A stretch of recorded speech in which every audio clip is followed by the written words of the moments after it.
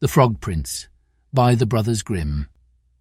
In the olden time when wishing was having, there lived a king whose daughters were all beautiful, but the youngest was so exceedingly beautiful that the son himself, although he saw her very, very often, was delighted every time she came out into the sunshine.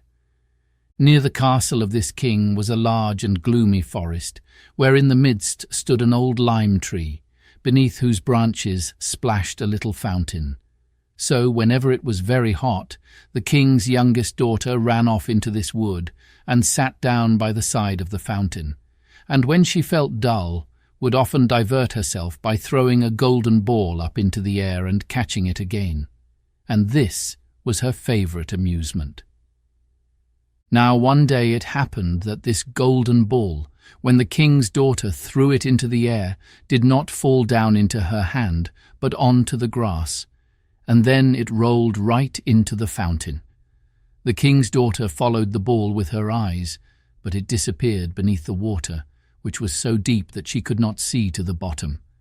Then she began to lament, and to cry more loudly and more loudly. And as she cried, a voice called out, "Why weepest thou, O king's daughter? Thy tears would melt even a stone to pity." She looked around to the spot whence the voice came, and saw a frog stretching his thick, ugly head out of the water. "Ah, you old water-paddler," said she, "was it you that spoke? I am weeping for my golden ball which bounced away from me into the water." "Be quiet and do not cry," replied the frog. "I can give thee good assistance. But what wilt thou give me if I succeed in fetching thy plaything up again?" "What would you like, dear frog?" said she. "My dresses, my pearls and jewels, or the golden crown which I wear?" The frog replied, "Dresses, or jewels, or golden crowns are not for me. But if thou wilt love me, and let me be thy companion and playmate, and sit at thy table, and eat from thy little golden plate, and drink out of thy cup, and sleep in thy little bed, if thou wilt promise me all these things, then I will dive down and fetch up thy golden ball." "Oh, I will promise you all," said she, "if you will only get me my golden ball." But she thought to herself, "What is the silly frog chattering about? Let him stay in the water with his equals. He cannot enter into society." Then the frog, as soon as he had received her promise, drew his head under the water and dived down. Presently he swam up again with the golden ball in his mouth and threw it onto the grass. The king's daughter was full of joy when she again saw her beautiful plaything, and taking it up, she ran off immediately. "Stop, stop!"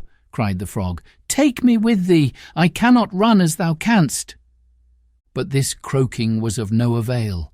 Although it was loud enough, the king's daughter did not hear it, but hastening home soon forgot the poor frog, who was obliged to leap back into the fountain. The next day, when the king's daughter was sitting at table with her father and all his courtiers, and was eating from her own little golden plate, something was heard coming up the marble stairs, splish-splash, splish-splash, and when it arrived at the top, it knocked at the door, and a voice said, "Open the door, thou youngest daughter of the king." So she arose and went to see who it was that called to her. But when she opened the door and caught sight of the frog, she shut it again very quickly and with great passion, and sat down at the table, looking exceedingly pale. But the king perceived that her heart was beating violently, and asked her whether it were a giant who had come to fetch her away, who stood at the door. "Oh, no," answered she, "it is no giant, but an ugly frog." "What does the frog want with you?" said the king. "Oh, dear father, yesterday when I was playing by the fountain, my golden ball fell into the water, and this frog fetched it up again because I cried so much. But first, I must tell you, he pressed me so much that I promised him he should be my companion. I never thought that he could come out of the water, but somehow he has managed to jump out, and now he wants to come in here." At that moment there was another knock, and a voice said, "King's daughter, youngest, open the door. Hast thou forgotten thy promises made at the fountain so clear, 'neath the lime tree's shade? King's daughter, youngest, open the door. Then the king said, What you have promised that you must perform, go and let him in. So the king's daughter went and opened the door, and the frog hopped in after her right up to her chair. And as soon as she was seated, he said, Lift me up. But she hesitated so long that the king had to order her to obey. And as soon as the frog sat on the chair, he jumped onto the table and said, Now push thy plate near me that we may eat together. And she did so, but as everyone noticed, very unwillingly. The frog seemed to relish his dinner very much, but every bit that the king's daughter ate nearly choked her, till at last the frog said, I have satisfied my hunger and feel very tired. Wilt thou carry me upstairs now into thy chamber, and make thy bed ready that we may sleep together?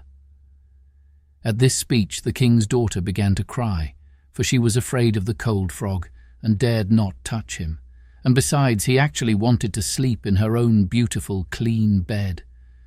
But her tears only made the king very angry, and he said, He who helped you in the time of your trouble must not now be despised. So she took the frog up with 2 fingers and put him into a corner of her chamber. But as she lay in her bed, he crept up to it and said, I am so very tired that I shall sleep well. Do take me up, or I will tell thy father. This speech put the king's daughter into a terrible passion, and catching the frog up, she threw him with all her strength against the wall, saying, Now will you be quiet, you ugly frog. But as he fell, he was changed from a frog into a handsome prince with beautiful eyes, who after a little while became her dear companion and betrothed. One morning Henry, trusted servant of the prince, came for them with a carriage. When his master was changed into a frog, trusty Henry had grieved so much that he had bound 3 iron bands around his heart, for fear it should break with grief and sorrow. The faithful Henry, who was also the trusty Henry, helped in the bride and bridegroom, and placed himself in the seat behind, full of joy at his master's release. They had not proceeded far when the prince heard a crack as if something had broken behind the carriage. So he put his head out of the window and asked trusty Henry what was broken, and faithful Henry answered, It was not the carriage, my master, but an iron band which I bound around my heart when it was in such grief because you were changed into a frog. Twice afterwards on the journey there was the same noise, and each time the prince thought that it was some part of the carriage that had given way, but it was only the breaking of the bands which bound the heart of the trusty Henry, who was also the faithful Henry, and who was thenceforward free and happy.